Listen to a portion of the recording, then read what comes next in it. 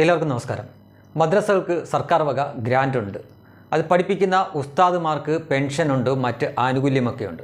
ഇനി മുസ്ലിം വിധവകളായിട്ടുള്ളവർക്ക് വീട് വെക്കാനുള്ള വായ്പ മറ്റുമൊക്കെ ഉണ്ട്. അതും തിരിച്ചടയ്ക്കേണ്ടാത്ത പണം വായ്പ വരെയുണ്ട്. അതുകൂടാതെ മുസ്ലിം വിദ്യാർത്ഥികൾക്ക് സ്കൂളിലും കോളേജിലുമൊക്കെ അവർക്കായിട്ടുള്ള ന്യൂനപക്ഷ ഗ്രാൻറ്റുകളും മറ്റുമൊക്കെ ഉണ്ട്. ഇതെല്ലാം വാങ്ങിയെടുക്കുന്നത് ഇവർക്ക് ഒരു പ്രശ്നവുമില്ല. ആ പണം ഹലാലാണോ ഹറാമാണോ എന്നൊന്നും അവർക്ക് നോക്കേണ്ട. ഇനി സർക്കാരിൻ്റെ പണം എന്താണ് എന്ന് ചോദിച്ചു കഴിഞ്ഞാൽ, സർക്കാർ മദ്യക്കച്ചവടം ചെയ്യുന്നുണ്ട്, സർക്കാർ ലോട്ടറി കച്ചവടം ചെയ്യുന്നുണ്ട്. അതുകൂടാതെ സർക്കാരിന് നികുതി അടയ്ക്കുന്നവരൊക്കെ എന്തൊക്കെ പണിയാണ് എടുക്കുന്നത് എന്ന് ആർക്കും അറിയില്ല. അതിൽ മയക്കുമരുന്ന് കച്ചവടം നടത്തുന്നവരുടെ നികുതി കാണും. കാരണം അവരോരോ സാധനം വാങ്ങുമ്പോഴും അതിനൊക്കെ അവർ അറിഞ്ഞോ അറിയാതെ നികുതി കൊടുക്കുന്നുണ്ട്. അതൊക്കെ സർക്കാരിൻ്റെ ഖജനാവിലേക്കാണ് എത്തുന്നത്. ഇനി വ്യഭിചരിക്കുന്ന ആളുകളുണ്ട്, അവരുടെ പണവും സർക്കാരിൻ്റെ കയ്യിലെത്താറുണ്ട്. അതും ആ ഖജനാവിൽ നിന്ന് ജനങ്ങൾക്ക് വേണ്ടിയിട്ട് പല കാര്യത്തിനും വിനിയോഗിക്കുമ്പോൾ ഈ പണമൊക്കെ അങ്ങനെ പോകാറുണ്ട്. അതൊന്നും വാങ്ങി ഞണ്ണുന്നതിനൊന്നും ഒരുത്തനും ഒരു കുഴപ്പവുമില്ല. ഞാനിപ്പോൾ ആരെങ്കിലും കുറ്റപ്പെടുത്താൻ വേണ്ടി പറഞ്ഞതല്ല. പക്ഷേ വയനാട്ടിൽ ഒരു ദുരന്തം നടന്നു. ആ ദുരന്ത ബാധിതരെ സഹായിക്കാൻ വേണ്ടിയിട്ട് DYFI പോലെ ഒരു യുവജന പ്രസ്ഥാനം, എനിക്ക് പല കാര്യത്തിലും ഈ DYFIയോട് വിയോജിപ്പും മറ്റുമൊക്കെ ഉണ്ട്. അതൊക്കെ അതിൻ്റെ രാഷ്ട്രീയ വശം, അതങ്ങനെ നിന്നോട്ടെ. പക്ഷേ ഇപ്പോൾ അവർ ഒരു പോർക്ക് ചലഞ്ച് എന്ന് പറഞ്ഞ് ഒരു സംഗതി നടത്തുന്നു. അവർ സാധ്യമായ എല്ലാ വഴിയിലൂടെയും പണം സമാഹരിക്കാൻ അവർ ശ്രമിക്കുന്നുണ്ട്. അവർ ആക്രി ചലഞ്ച് നടത്താറുണ്ട്, അവർ കരിക്ക് ചലഞ്ച് നടത്താറുണ്ട്, അവർ ബിരിയാണി ചലഞ്ച് നടത്താറുണ്ട്. അതുകൂടാതെ അവർ ബക്കറ്റ് ചലഞ്ച് നടത്താറുണ്ട്. അതായത് ബക്കറ്റ് കൊണ്ട് ആളുകളെ എടുക്കാൻ നേരെ പോയിട്ട് കണക്കില്ലാത്ത പണം പോലും അവർ പിരിക്കാറുണ്ട്. അതെല്ലാം സാധ്യമായ എല്ലാ രീതിയിലൂടെ അവർ പണം സമാഹരിച്ച് ഈ ദുരന്ത ബാധിതരെ സഹായിക്കാൻ വേണ്ടി ചെയ്യുന്നുണ്ട്. അവരിപ്പോൾ പോർക്ക് ചലഞ്ച് നടത്തുമ്പോൾ അത്തരം പണം വേണ്ട, അല്ലെങ്കിൽ അത്തരം പണം വാങ്ങരുത്, ഇത് ശരിയല്ല, ഇത് മതനിന്ദയാണ് എന്നൊക്കെ പറഞ്ഞ് നാസർ ഫൈസി കൂടത്തായി എന്ന് പറഞ്ഞ ഒരു മഹാൻ, അത് SYSൻ്റെ നേതാവ്, സമസ്തയായിട്ട് ബന്ധുക്കളാണെന്ന് തോന്നുന്നതോ ചിലത് പറയുന്നത് മുസ്ലിം ലീഗാണ്. എന്തായാലും ആള് ഈ മുസ്ലിങ്ങളുടെ ഉന്നമനത്തിന് വേണ്ടി പ്രവർത്തിക്കുന്ന ഒരു വ്യക്തിയൊന്നുമല്ല. ഇവരെ പഴയ 6-ാം നൂറ്റാണ്ടിലേക്ക് തിരിച്ചു കൊണ്ടുപോകാൻ വേണ്ടി വളരെ പ്രയത്നിക്കുന്ന ഒരു വ്യക്തിയായിട്ടാണ് തോന്നുന്നത്. ഒന്നിലധികം തവണ ഈ വങ്കൻ്റെ ഇതുപോലുള്ള ഒരാവശ്യവുമില്ലാത്ത പ്രസ്ഥാനങ്ങൾ നമ്മൾ മുമ്പ് കണ്ടിട്ടുണ്ട്. ഇതിനെയൊക്കെ ശരിക്കും പറഞ്ഞു കഴിഞ്ഞാൽ ഷോക്ക് അടിപ്പിച്ചാലും ഇടുക്കിയിലെ ജനറേറ്റർ അടിച്ചു പോകുന്നതല്ലാതെ ഇതൊന്നും നേരാവുന്ന കേസൊന്നുമല്ല.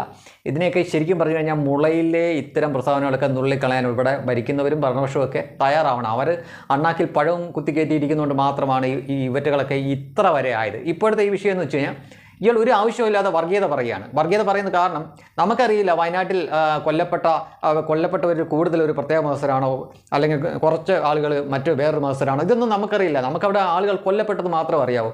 അവരുടെ ജാതിയോ മതമോ ഒന്നും നമ്മൾ തിരിക്കാൻ നോക്കിയിട്ടില്ല. ആരാണെങ്കിലും അവിടെ കൊല്ലപ്പെട്ടത് അല്ലെങ്കിൽ മരണപ്പെട്ടത് പ്രകൃതിയുടെ എന്താ പറയുക, പ്രകൃതിയുടെ വികൃതിയാൽ കൊല്ലപ്പെട്ടത്, അതുകൊണ്ടാണ് ഞാൻ കൊല്ലപ്പെട്ടതെന്ന് പറഞ്ഞത്. അങ്ങനെ ആയവർ മനുഷ്യരാണ്. അപ്പോൾ ഇയാൾ പറയുന്നത് എന്താണെന്ന് വെച്ച് കഴിഞ്ഞാൽ, അവിടെ കൂടുതലും മരണപ്പെട്ടത് ഈ പന്നി മാംസം കഴിക്കാത്തവരാണ്, നിഷിദ്ധമായിട്ട് കരുതുന്നവരാണ്. സോ അവരുടെ ബന്ധുക്കൾക്ക് വേണ്ടിയിട്ടുള്ള ദുരിതാശ്വാസം നൽകുമ്പോൾ അത്തരം മാംസമൊക്കെ വിറ്റ് കിട്ടുന്ന പണം വേണ്ട എന്നാണ് പറയുന്നത്. അങ്ങനെയാണെങ്കിൽ ഒരു കാര്യം ചെയ്യും, നിങ്ങൾ സർക്കാരിൻ്റെ ഒരു പണവും വാങ്ങാൻ പാടില്ല. കാരണം സർക്കാരിൻ്റെ പണത്തിൽ അതിനകത്ത് വ്യഭിചരിക്കുന്നവരുടെ പണമുണ്ട്, മദ്യപിക്കുന്നവരുടെ പണമുണ്ട്, കള്ളക്കടത്ത് നടത്തുന്നവരുടെ പണമുണ്ട്, എന്തൊക്കെ വൃത്തികേട് ചെയ്യാവോ അതൊക്കെ ചെയ്യുന്ന ആളുകളുടെ പണമുണ്ട്. സർക്കാരിന് അറിയില്ല ഇത് ആരൊക്കെയാണ് ഈ പണത്തിന് തന്നത്, അവരുടെ ജോലി എന്താണെന്നൊന്നും അറിയില്ല.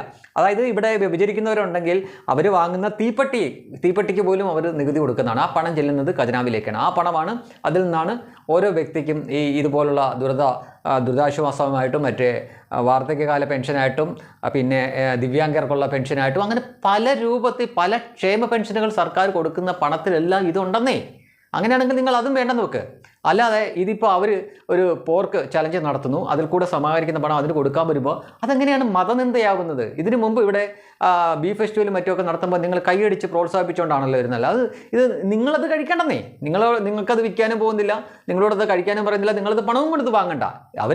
അത് കഴിക്കുന്നവർക്കത് കൊടുത്തിട്ട് അതിൽ നിന്ന് കിട്ടുന്ന ലാഭമോ അല്ലെങ്കിൽ മുഴുവൻ പണമോ അങ്ങോട്ടേക്ക് തരുമ്പോൾ അത് വേണ്ട എന്നാണ് നിങ്ങളുടെ നിലപാടെങ്കിൽ നിങ്ങൾ സർക്കാരിൻ്റെ ഒരു പണവും വാങ്ങാൻ പാടില്ല. അല്ലാതെ ഈ എന്താ പറയുക, ഉപദേശവും പിന്നെ വേറൊരു സംഭവം ഉണ്ടല്ലോ, ഉപദേശവും ഊഞ്ഞാലാട്ടവും കൂടെ വേണ്ട. ഏതെങ്കിലും ഒരു സ്ഥലത്ത് നിൽക്കുക. പിന്നെ ഒരു കാര്യം കൂടെ, നിങ്ങൾക്ക് ഇവിടെ ജീവിക്കാൻ അത്രയ്ക്ക് ബുദ്ധിമുട്ടാണെങ്കിൽ അടുത്ത വണ്ടി പിടിച്ച് അഫ്ഗാനിസ്ഥാനിലോട്ട് അവിടെ പോകും. അവിടെ ആകുമ്പോൾ താലിബാനാണ് ഭരിക്കുന്നത്. നിങ്ങളുടെ ഇഷ്ടത്തിനനുസരിച്ച് നിങ്ങളുടെ മത രീതി അനുസരിച്ച് മതത്തിൻ്റെ ചിട്ട അനുസരിച്ച് അവിടെ ജീവിക്കാൻ പറ്റും. മറിച്ച് ഇവിടെ നിന്നുകൊണ്ടാണ് ജീവിക്കുന്നതെങ്കിൽ ഇത്തരം അഭ്യാസങ്ങളൊക്കെ പറയരുത്. ഞാൻ നേരത്തെ പറഞ്ഞ പോലെ തന്നെ ഷോക്കടിപ്പിച്ചാലും മാറാത്ത കേസാണെന്നറിയാം. പക്ഷേ ഇവിടെയുള്ള രാഷ്ട്രീയ നേതാക്കന്മാർ വെറും ഉണ്ണാക്കന്മാരായതുകൊണ്ടാണ് ഈ നാസർ ഫൈസി കൂടത്തായി പോലുള്ളവനൊക്കെ ഇത്രയും കടന്നുകൊണ്ട് പൂണ്ട് വിളയാടുന്നത്. സത്യം പറഞ്ഞു കഴിഞ്ഞാൽ ആ കൂടത്തായി നേരത്തെ ഒരു ജോലി ഉണ്ടല്ലോ, ആ ജോലിയൊക്കെ ശരിക്കും പറഞ്ഞു കഴിഞ്ഞാൽ ഈ മറ്റേ സാധനമൊക്കെ കലക്കി കൊടുക്കേണ്ടത് ഇതുപോലുള്ള മുതലുകൾക്കാണ്. നമുക്ക് ആ ഒറ്റ തവണ അങ്ങ് സഹിച്ചാൽ മതിയല്ലോ, പിന്നെ ഇതുപോലുള്ള ഓരോ പരാമർശം കേൾക്കേണ്ട ആവശ്യമില്ലല്ലോ.